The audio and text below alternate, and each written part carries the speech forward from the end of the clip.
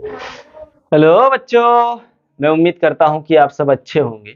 दोस्तों, हम लोग इस वीडियो लेक्चर में करने वाले हैं गति के द्वितीय समीकरण। किस विधि से करने वाले हैं? तो हम लोग समाकलन विधि से यानी इंटीग्रेशन मेथड से हम लोग क्या करने वाले हैं दोस्तों? हम लोग गति के द्वितीय समीकरण को सॉल्व करने वाले हैं। तो चलो अब हम लोग करते हैं गति के द्वितीय नियम को सॉल्व। किस मेथड से? तो बोल सर हम लोग करेंगे इंटीग्रेशन मेथड से, यानी s बराबर ut plus half A T का स्क्वायर। ये जो आप इक्वेशन देख रहे हैं दोस्तों, ये गति का द्वितीय समीकरण है। और इस चीज को हम लोग क्या करने वाले हैं? इंटीग्रेशन मेथड से। किससे? इंटीग्रेशन मेथड से सॉल्व करने वाले हैं। ठीक है, इसी को हम लोग हिंदी में बोलते हैं समाकलन। समाकलन विधि। एकदम बिल्कुल घबराओ मत। हाँ, तो हम लोग इस इक्वेशन को क्या करने वाले हैं? समाकलन विधि से सॉल्व करने वाले हैं। तो घबराना बिल्कुल है नहीं। चलिए भैया करते हैं सॉल्व। तो अब आप एक काम करो, आपको पता है कि पहला जो समीकरण होता है गति का, वो होता है v is equal to u plus a t. होता है ना भैया? एकदम होता है यार, इतना प्रूफ करे आ रहे हैं और पता नहीं आप लोगों को, एकदम होता है यार कि v इज इक्वल टू क्या होता है? u plus a T. अब एक चीज देखो दोस्तों कि v जो होता है ना, v वो होता है विस्थापन बट्टे समय। v इज इक्वल टू क्या होता है? विस्थापन बट्टे समय। तो आप यहां v की जगह क्या रख देंगे? dx upon dt। अब बोलोगे ऐसा क्यों कर रहे हैं सर? क्योंकि इंटीग्रेशन करना है, और इंटीग्रेशन करने के लिए आपको dx, dt, dz जो भी है वो तो आपको चाहिए ही। ठीक है, तो अब यहां पे आ गया u प्लस ए टी। अब इस dt को अगर हम गुना करें तो ये दोनों तरफ चल जाएगा ना, यानी dx बराबर u plus a T into D T. ठीक है भैया, अब एक एक गुना कर लो।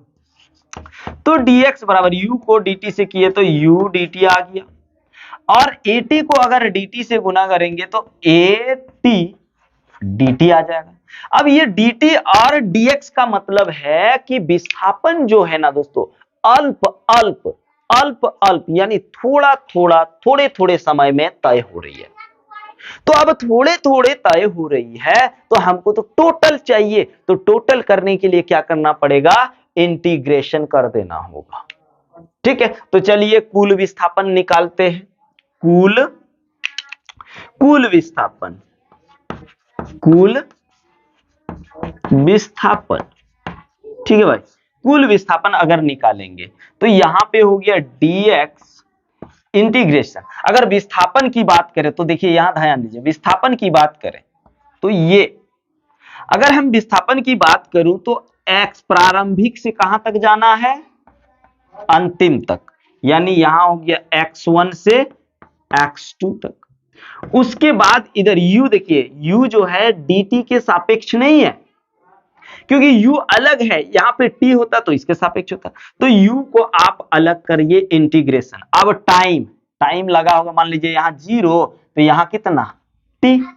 यहां पे टाइम 0 तो यहां पे टाइम t, यानी 0 से कहां तक दोस्तों? टाइम t तक।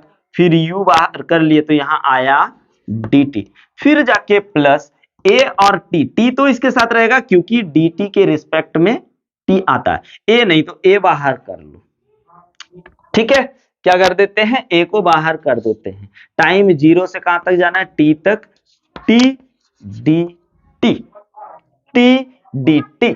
आइए आपको एक चीज बता रहे भाई, उसके बाद हम लोग सॉल्व करते हैं।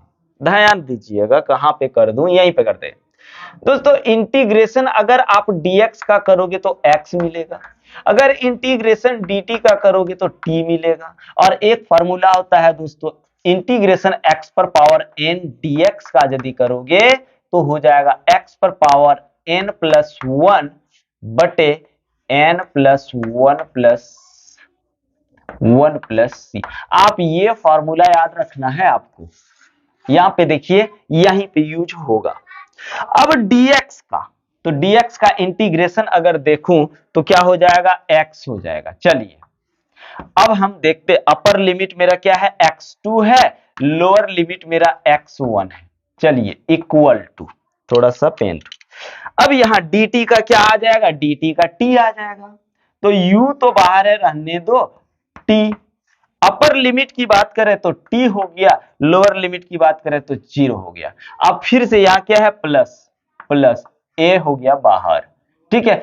अब यहां है t, तो t देखिए दोस्तों, इसको मान लीजिए आप x, क्या मान लेंगे, x। यहां देखिए t पर पावर 1 है, इंटीग्रेशन करना है dt के रिस्पेक्ट में। तो ये n, x पर पावर n बराबर क्या हो जाएगा, फॉर्मूला देखिए क्या हो जाएगा, t n प्लस 1, तो n है 1 और एगो 1 ऐड हो जाएगा, फिर यहाँ 1 प्लस 1 हो जाएगा, यानी t पर कितना हो जाएगा, t पर t स्क्वायर हो जाएगा, बटे में कितना हो जाएगा, 2, यानी जो पावर होगा नीचे वो भी हो जाएगा। तो यहां पे आपका हो गया t स्क्वायर बटे 2, अपर लिमिट है मेरा t और लोअर लिमिट है 0। तो अब upper limit lower limit put करते हैं, तो x का वैल्यू एक बार क्या आ जाएगा, x2, और अपर लिमिट में से लोअर लिमिट को क्या करना है, घटा देना है। तो एक बार x का वैल्यू x2 आया, तो दूसरी बार x का वैल्यू क्या आ जाएगा, x1। चलिए बराबर, यहां u है, एक बार t का वैल्यू t आ जाएगा और एक बार t का वैल्यू क्या आ जाएगा, 0 माइनस 0, ये 2 इधर ले आते तो प्लस a बटे 2 हो गया। अब यहां देख भाई, एक बार t का वैल्यू क्या रख लिए, t, और एक बार t का वैल्यू रख लिए 0 का स्क्वायर, ठीक है। अब यहां पे इसको रहने दो अभी ऐसे ही, x2 माइनस x1। अब देख भाई, u को t से गुना कर दिए तो हो गया ut, 0 से गुना किए तो 0, क्या हो गया, 0। चलो लिख देते 0, फिर या फिर काहेला लिखेंगे, 0 में t में से 0 गया तो t बचा, t को u से गुना कर दो। अब a को t से गुना कर दो, तो यहां है प्लस 1 बटे 2 रख लेते बाहर, a को t स्क्वायर से गुना किए तो at स्क्वायर हो गया, और a बटे 2 को गुना कर दिए 0 से तो 0 हो गया, 0 छोड़ो।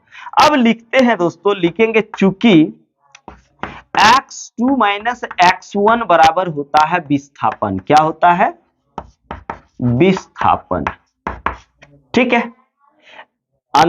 अंतिम स्थिति माइनस प्रारंभिक स्थिति बराबर क्या होता है, विस्थापन। तो x2 माइनस x1 की जगह क्या रख देंगे, s रख देंगे, इसलिए आप देखिए इसकी जगह s आ गया, यानी s बराबर क्या हुआ, ut प्लस हाफ at का स्क्वायर। हम लोगों को क्या प्रूफ करना था, s बराबर ut plus half at square. देखिए भाई, हुआ ना प्रूफ, एकदम बिंदास हो रहा है, टेंशन लेना ही नहीं है। क्यों टेंशन लेंगे, अरे टेंशन लिया नहीं जाता, बल्कि दो लोगे तो फिर परेशानी आएगी, टेंशन लेना ही नहीं है ना। और आप लोगों के साथ हम हैं ना दोस्तों, टेंशन क्यों लोगे, टेंशन बिल्कुल नहीं लेना है। तो चलिए इसका स्क्रीनशॉट ले लीजिए, उसके बाद हम लोग इसका लास्ट इक्वेशन को इंटीग्रेशन मेथड से सॉल्व करते हैं। चलिए ले लीजिए।